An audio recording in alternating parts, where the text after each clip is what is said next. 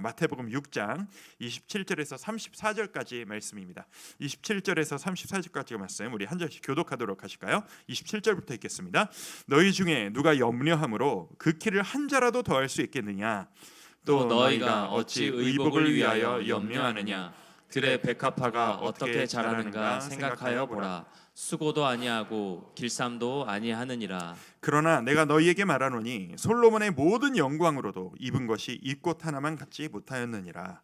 오늘 있다가 내일 아궁이에 던져지는 들풀도 하나님이 이렇게 입히시거든. 하물며 너희일까 보냐. 믿음이 작은 자들아. 그러므로 염려하여 이르기를 무엇을 먹을까 무엇을 마실까 무엇을 입을까 하지 말라.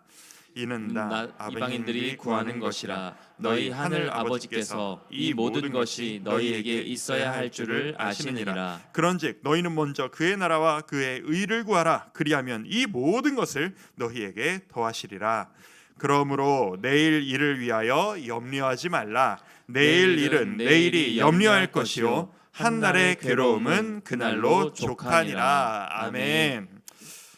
개인적으로 매일 마태복음 말씀을 이렇게 묵상하면서 저 개인적으로 진짜 좋은 시간을 보내고 있습니다. 어저께도 끝나자마자부터 시작해서 어저께 밤늦게까지 말씀을 묵상하고 나누면서 이게 또 전하는 자의 복이로구나. 이렇게 큰 은혜를 주시는구나. 하루하루가 기대된다라는 마음으로 이 특세를 지내고 있습니다. 제가 개인적으로 말씀을 묵상하면서 누리는 은혜는 이만한데 이 중에서 요만큼을 전해드리려고 하니까 이 길지 않은 시간에 그 말씀을 전해드리려고 하니까 이게 참 많이 안타까워요. 어저께 특세가 제 인생 가운데 인생 첫 특세 설교 아니었겠습니까? 저에게는 역사적인 의미 있는 시간이었습니다. 제가 다시 한번 말씀을 쭉 들어봤더니 새벽에 하는 설교치고 말이 너무 장황하고 많더라고요. 좀 기도하게 만들어 드려야 되는데 말이 너무 장황하다는 걸 느껴서 좀 간결하게 짧게 이해하기 쉬우시게 기도에 집중할 수 있게 해드리려고 마음은 먹었습니다만 하다 보니까 또 막 늘어나고 그러고 있습니다. 오늘 간단하게 오늘 이 이야기를 4가지로 간단하게 정리해서 여러분과 나누고 싶습니다. 오늘 저는 담임 목사로서 우리 너무나도 귀하고 사랑스러운 주와 함께 성도 여러분들께 한 가지 결단하시라고 말씀드리고 싶습니다. 오늘 여러분들은 둘 중에 하나를 선택하셔야만 합니다. 첫 번째, 내 미래는 하나님이 책임지신다는 믿음을 선택하시든지 내 미래는 안정적이지 않다라고 하는 염려를 선택하시든지 이 둘 중에 하나를 여러분은 오늘 선택하고 돌아가셔야 합니다. 그래서 오늘 설교 제목이 뭐냐? 믿음이냐 염려냐 하나만 고릅시다. 가 오늘 말씀의 제목이에요. 4가지로 오늘 짧게 탁탁탁 넘어갈 거예요. 자, 첫 번째, 방금 드렸던 말씀 그대로입니다. 믿음과 염려 중에서 한 가지만 골라야 한다라는 이야기입니다. 오늘 말씀 보셔서 오늘 말씀이 어떤 이야기인지 다 알고 계시죠? 이 말씀은요, 예수님께서 전해주셨던 산상수훈, 예수님께서 말씀하셨던 그 말씀의 정수 중에 한가운데 있는 말씀입니다. 근데 이 말씀을 오늘 본문을 계속 어제 하루 종일 읽자니 이런 생각이 들더라고요. 예수님은 지금 하나님을 신뢰하는 것과 미래를 염려하는 것, 하나님을 신뢰하는 것, 미래를 염려하는 것, 이 둘을 양자택일할 수 있는 문제로 도저히 생각하고 계시지 않으시다라는 것을 제가 깨달았어요. 이거 아니면 이거예요. 양자택일이에요. 믿으면 믿는 거고 염려에 빠지면 빠지는 거지, 믿으면서 염려에 빠진다는 것은 앞뒤가 안 맞는 일이다 라고 예수님은 여기시는 것 같습니다. 사실 제가 이 말씀을 읽고 혼자 묵상하고 제 삶에 스스로 먼저 적용을 해보면서 이 말씀에 대한 걱정이 생기더라고요. 무슨 걱정? 우리 성도님들 중에 분명히 이 말씀에 대한 낙심을 경험해 보신 분들이 있으실 텐데 라고 하는 걱정. 무슨 여러분 끄덕끄덕 하시는 걸 보니까 그게 무슨, 제가 방금 드린 이 말씀이 무슨 의미인지를 바로 이해하시네요. 안 도와주시던데 라고 하는 낙심. 하늘의 새들도 들풀도 다 입히신다고 하셔놓고 나는 안 도와주시던데 라고 하는 그 낙심 말입니다.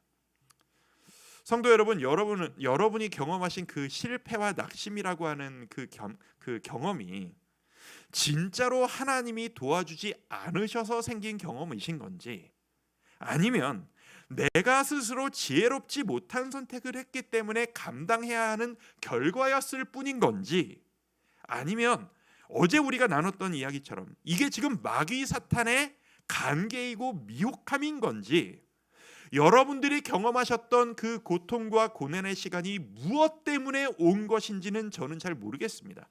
타인이 그걸 어떻게 판단하겠습니까? 원인은 모르겠지만 우리가 이 시간 뭘 선택해야 하느냐라고 하는 정답, 지난 일이 왜 일어났었는지는 우리가 명확히 알 수 없지만 내가 지금 무슨 생각을 해야 하는지만큼은 정확하게 알겠습니다. 하나님은 지금 여러분이 가지고 있으신 그 염려, 걱정, 미래에 대한 불안, 그 감정 모두 다 집어 던져버리고 주 안에서 안심하기를 원하신다 라고 하는 사실입니다. 여러분 부디 주님 안에서 평안 누리시기를 소망합니다. 그 모든 염려란 모두 다 내려놓고 내가 네 인생 책임질 거야. 네가 옛날에 나를 어떻게 오해했었는지 나는 잘 모르겠지만 네가 내 안에서 평안하기를 원하는구나. 나는 너를 책임질 테니까. 그 안에서 평안 누리시는 여러분 되시기를 소망합니다. 두 번째입니다. 염려. 왔다가 지나가는 감정으로 여기자라고 하는 겁니다. 아까 박상구 지사님이 그 바이러스가 왔다가 지나갔다 뭐 이런 얘기 하셨잖아요. 염려를 그런 감정으로 여기자라고 하는 거예요. 자, 이 말씀을 보실 때 성도님들 오해하지 않으셨으면 좋겠어요. 예수님이 지금 염려하지 말아라 라고 할 때 우리가 로봇같이 되어서 감정이라고 하는 것을 완전히 메말라게 만들어버려서 두려움이란 용납할 수 없는 것이다, 일체로 그건 가져서는 안 된다 라고 하는 것이 아니라는 것을 좀 우리가 깨닫기를 원합니다. 예수님도 우리의 연약함을 아시기 때문에 이 거부할 수 없이 염려의 감정이 생길 수 있다라는 것을 인정하세요. 그 증거를 알려드릴까요? 오늘 본문 읽으신 맨 마지막 절에 보면 34절에 이런 말이 있어요. 자, 같이 한번 읽어볼까요? 그러므로 시작. 그러므로 내일 일을 위하여 염려하지 말라. 내일 일은 내일이 염려할 것이요 한날의 괴로움은 그날로 족하니라. 잠깐만 이거 띄워놔 주세요. 자, 여기 보시면 예수님이 뭐라고 하시면 내일 일을 위해서 오늘 미리 땡겨서 염려하지는 말아라. 그럼 내일은 염려해도 된다는 얘기인가? 내일 일은 내일이 염려할 것이요 한날의 괴로움, 그러니까 오늘의 괴로움은 오늘 하루로 멈춰야 된다.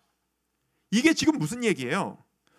오늘의 삶 가운데 내 마음속에 두려움과 괴로움이 있을 수 있다라는 것을 예수님이 지금 인정하고 계시잖아요.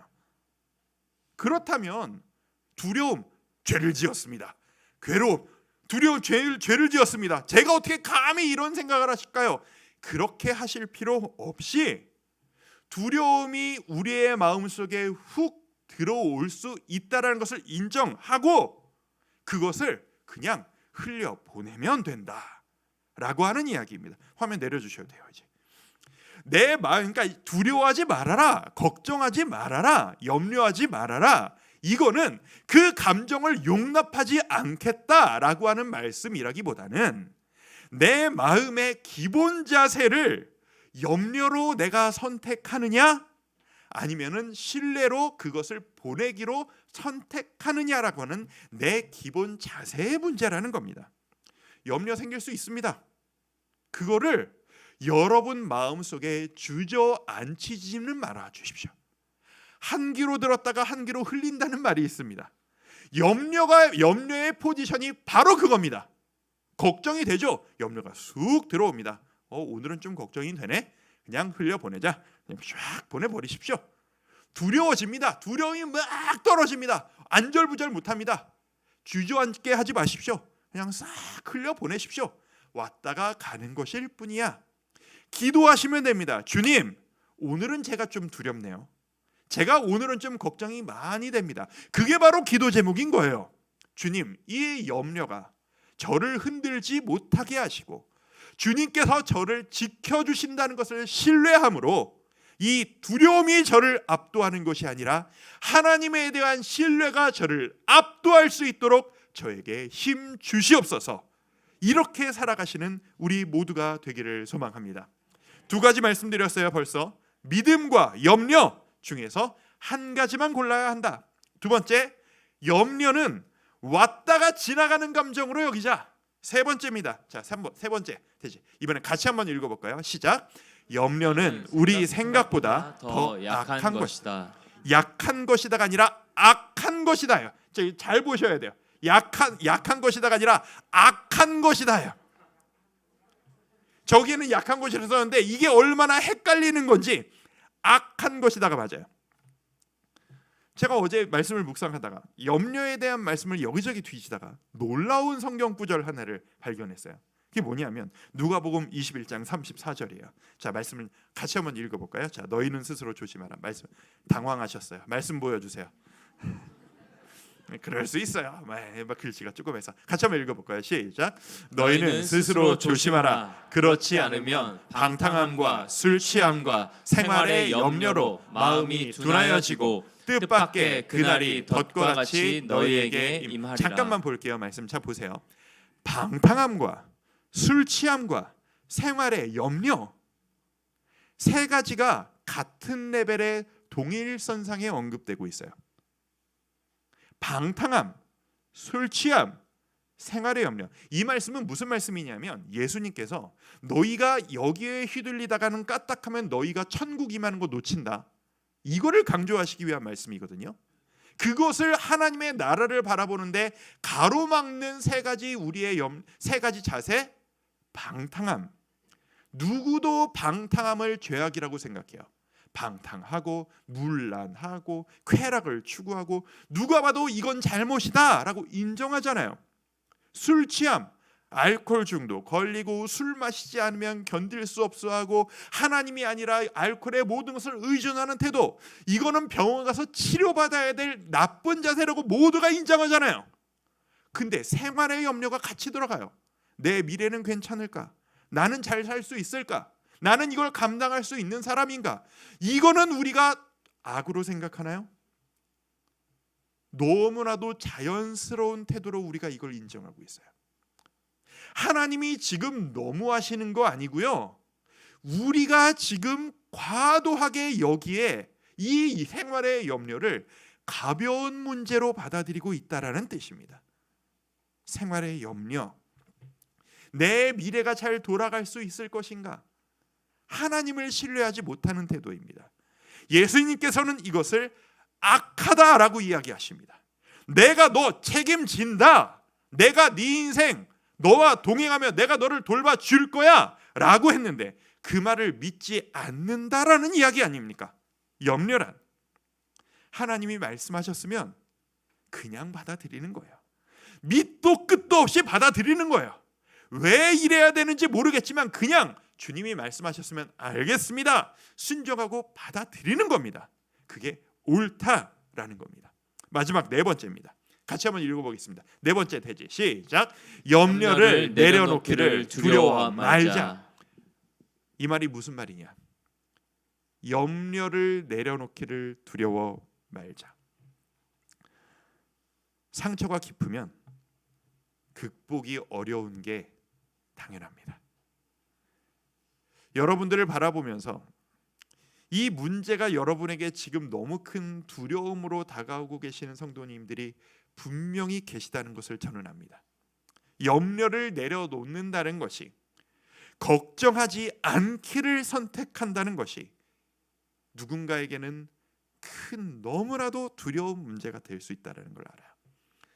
제가 내일은 이 시간에 말씀 시간에 살짝만 얘기했던 제 옛날 이야기를 조금씩 오픈을 하고 좀 제 간증을 좀 나눌 생각인데요.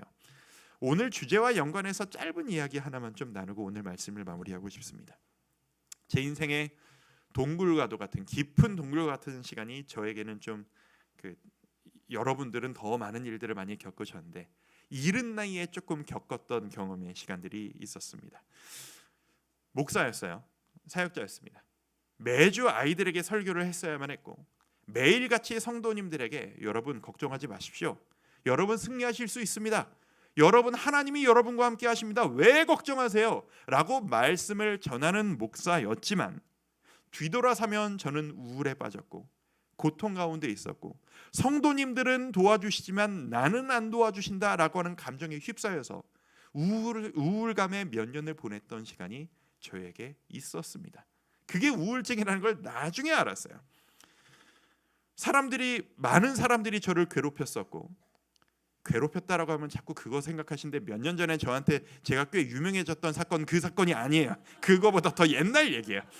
그 사건은 교회에 민망하고 죄송했지만 그게 근본적으로 저를 흔들던 시간은 아니었어요. 저를 근본적으로 힘들게 하던 시간은 그 전에 이미 있었어요.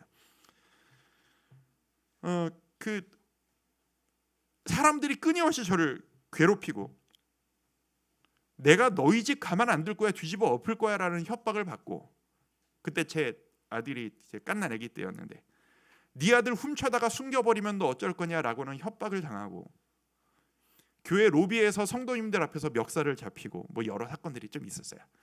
여러 일들을 막 겪고 하도 시달리다 보니까 이게 정상적인 삶을 살기가 좀 어렵더라고요. 그래도 이게 목사라는 자존심 하나 가지고 버티고 버텼어요. 길을 쓰고 초인적으로 버텼던 것 같아요. 버틸 수 있었던 이유는 하나예요. 제가 정답을 알고 있었기 때문입니다.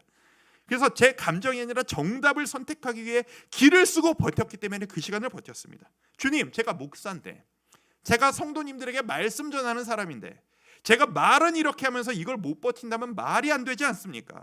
제가 이겨내야 되지 않겠습니까? 처절하게 몇 년을 기도했었습니다. 사람이 너무 많은 감정에 시달리다 보니까 사람이 병이 나더라고요. 몸에 변화가 생기기 시작하더라고요. 그러던 어느 날 유달리 말씀 묵상의 은혜를 깊이 누렸던 날이었습니다. 제가 그 말씀 묵상에 힘입어서 저를 너무나도 괴롭혔던 자기연민이라고 하는 것을 한번 집어 던져보려고, 내 감정이 나를 압도하는 것을 집어 던져버리고 내 모습을 밖에서 제3자의 시각으로, 남이 나를 카메라로 찍으면 내 삶이 어떤 모습으로 보일까를 상상하면서 스스로 판단해 본 적이 한 번 있었습니다. 제가 내 삶이 어떤가를 생각해 봤더니 맨날 죽겠다라고 하면서 살았거든요. 나 이러다 내가 진짜 죽지. 언제 죽어야 되나? 이러다 죽겠다. 안 죽고 살아 있더라고요. 언젠가 내가 저 사람들한테 맞아 죽을지도 몰라, 큰일 당할지도 몰라 라고 하는 두려움에 살고 있었는데, 두려움이 있었을 뿐이지 정작 내 몸이 저 사람들에게 상했던 적이 한 번도 없었더라고요. 건강하더라고요. 이렇게는 못 살겠다, 이게 사람 사는 거냐라고 얘기했었는데, 꾸역꾸역 좋은 교회에서 사역하면서 남들의 부러움 받으면서 사역 너무 잘하고 있더라고요. 시달림을 당하고 있다라고 생각했는데 따져보니까 365일 24시간의 삶 중에서 진짜로 누군가 나를 찾아와서 나를 괴롭혔던 그 시간은 이만한 전체 내 인생 중에서 요만큼에 불과한 아주 짧은 시간이더라고요. 근데 그 짧은 시간이 저를 압도해서 요 짧은 시간이 또 다가오지 않을까라는 두려움에 이 모든 시간을 두려움과 고통으로 살아가기를 제가 스스로 선택하고 있더라고요. 이거 뭔가 밸런스가 안 맞는구나 깨달았어요. 제가 그날 큐티를 막 쓰고 적으면서 스스로를 점검하면서 이렇게 썼던 기억이 나요. 내가 지금 힘들다라고 하는 게 내 감정이 힘든 거지, 내 기분이 힘든 거지, 실제로 내가 별로 상한 게 그렇게 별로 없네. 내 몸이 멀쩡하네. 내 생활이 멀쩡하네. 내 마음만 힘들 뿐이네. 이게 불편해졌을 뿐이지, 자존심이 좀 상했을 뿐이지, 스크래치가 약간 났을 뿐이지, 나 잘 살아있네. 인생이 재해석되더라고요. 여러분들도 이 작업을 하셔야 될 필요가 있습니다. 여러분, 지금 이 순간에도 염려를 내려놓고 염려하지 않기가 고통스러워하시는 여러분, 두려움이 여러분을 휩싸고 나 진짜 못 살겠다라는 감정으로 걱정하고 계신 성도 여러분, 제가 어저께 말씀드렸죠. 사단 마귀가 여러분을 지금 속이고 있는 걸 수 있습니다. 제가 그랬었거든요. 이게 지금 이 사단 마귀가 우리의 두려움을 증폭시키고 있는 거예요. 요만한 문제인데 이만하게 보이게 만드는 거예요. 내가 진짜 걱정해야 문제는 따로 있는데 이거를, 이 중요한 문제를 요만하게 착각하게 만들고, 내 인생의 문제는 요만한 것일 뿐인데 이것을 이만하게 확대하는 거예요. 그래서 내가 자기 연민에 빠지고 두려움에 쌓이고 눌리고, 나는 못한다, 나는 아무것도 할 수 없다, 나는 능력이 없다, 나는 하나님의 사랑을 받을 수 없다, 헤매고 있을 뿐이라는 걸 저는 깨달았습니다. 이 사실이 저에게 얼마나 큰 힘이 되었는지 모릅니다. 성도 여러분, 여러분들께 제 경험으로 말씀드립니다. 지금 여러분이 생각하시는 그 두려움, 생각보다 그렇게 큰 일이 아니실 수도 있습니다. 여러분이 지금 걱정하고 두려워서 잠 못 들고 계신 그 문제, 그 감정, 여러분이 인정하시는 것보다 간단한 일이실 수도 있습니다. 하나님 보시기에는 말입니다.